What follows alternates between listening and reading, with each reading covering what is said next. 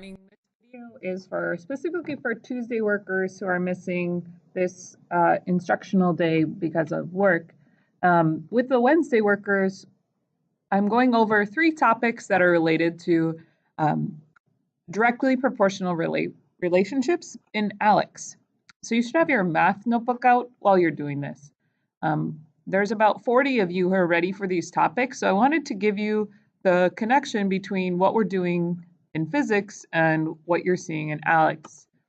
So I want you to be able to do these 3 things. Can you calculate direct variation constants, identify direct variation from ordered pairs, and write direct variation equations? These are the 3 things that you should be able to do in these ALEKS topics.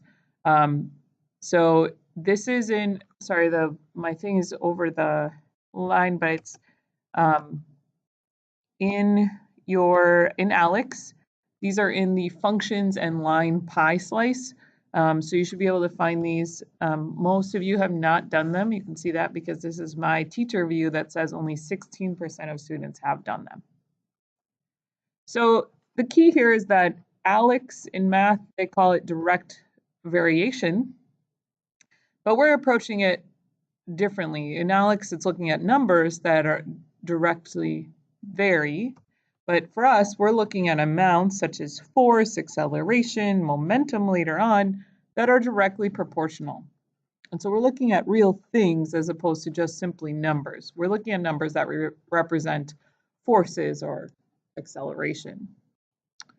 So remember what this means is as the independent variable increases, the dependent increases by the same factor. So it doesn't increase by the same amount, but it increases by the same factor.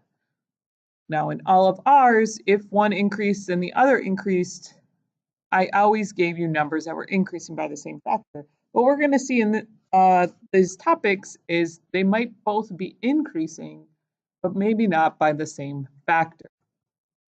When the dependent variable is divided by the independent variable, the ratio is constant. Now, when we did this in class, I didn't care which direction you divided as long as you did it the same way. But in math, the ratio, we're going to make sure that we are dividing the y value by the x value. And we call this variation, this constant of variation, we represent it with a k. Why? I have no idea. It's not important, except you're going to see it a lot in your topics. And so I apologize for my number symbol here, but I can't get to go away. But so we're going to write this equation as y equals k times x. So let's look at these 2 sets of numbers. Let's start over here. You can see as x is increasing, y is increasing as well. Now the question is one increasing by the same factor? So 2 times 2 is 4, and 1 times 2 is 4. Okay, but what is 4 times 7? So I'm going to show you the other way to determine this. We're going to take our calculator out. We're going to check our ratio. And we're going to, again, I said we're going to do it differently than we have in the past. We're going to always divide 1 by 2. We're going to divide the y by the x. So if we divide 1 by 2, we get a half, which we probably knew, but we forgot. Didn't think about it like that. Let's do 2 by 4. Oh, we get a half. Well, let's see. Is 3.5 divided by 7? It's 0.5. So these are directly proportional. And again, in math, we call that direct variation. We're going to worry about the equation later. Right now, we're just looking at identifying these as directly proportional or not. Let's look at this one. So this 0.5 will be the constant, the k value. We'll look at that in a minute. So we're going to divide y by x. So let's see if these are, so again, this is increasing, this is increasing. Let's see if it's by the same factor. So 2 divided by 5 is 0.4. Okay, yes. So far, so good. 4 divided by 10. Oh, well, that is 0.4. I don't need to divide that. But I will divide 8 by 20 quickly, and we get 0.4. So again, these 2 amounts are directly proportional, or again, in math, we call it direct variation. Let's look at these. So I'm going to go back, oops, excuse me. I'm going to pull my calculator back up here. How it grew. We're going to make it a little bit smaller. So again, we're going to divide the y value by the x value and see if these are directly proportional. 2 divided by 5 equals 0.4. So, okay, so 0.4. Let's see if every ratio is 0.4. 2.4 divided by 6. Oh, 0.4 again. And then 4 divided by 10, I know is 0.4. So these again are directly proportional. They have direct variation, and the constant is 0.4. Let's try this side. Y divided by x. 5 divided by 2, 2.5. All right. 15 divided by 6, 2.5. So far, so good. 28 divided by 8. Oh, no, that's 3.5. So these are not in direct variation. They're not directly proportional. The first two are, but that's not enough to say they are. Okay. They're related, they change similarly, but they're not truly directly proportional. It's not by the same factor every time. So you would click not direct variation here. Now, how do we write this equation? Direct variation equations, if you're given x and y, x is the independent and y is the dependent, and we're going to divide our y by the x to find our constant k. And then you're going to plug in the k value into y equals k times x.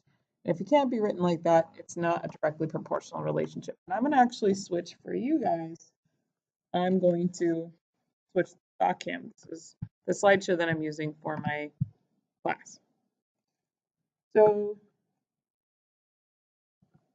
it says for each equation, determine whether it shows a direct variation. Because find the constant variation to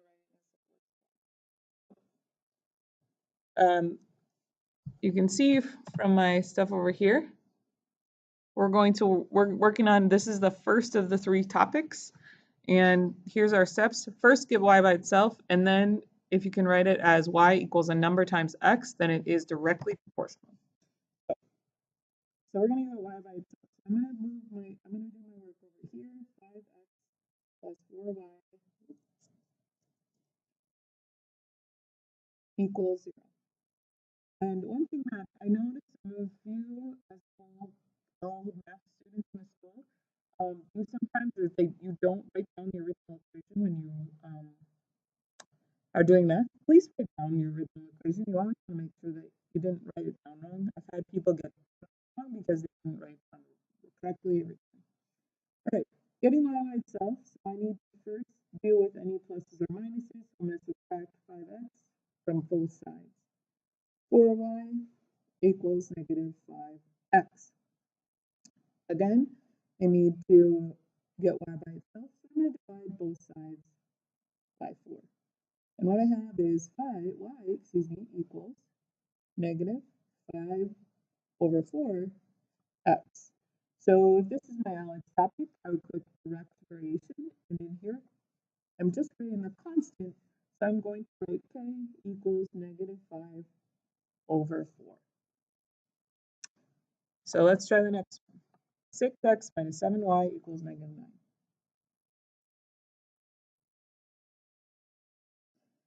Again, I need to get y by itself.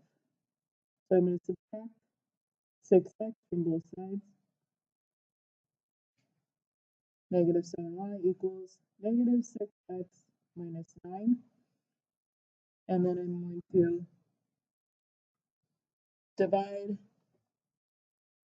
both sides by 7, y equals negative 7, y equals 6/7 x minus plus, negative, plus 9 divided by 7. Now, let's go back to those rules. Can you get y by, first I have to get y by itself, and then I have to see if y equals just a number times x, then it's directly proportional. But in my work, it's not just y equals some number times x, it's got this. So this is not direct variation. Okay, so if you end up with a funky number over here or any number besides 0, because 0 doesn't count, then this is not direct variation.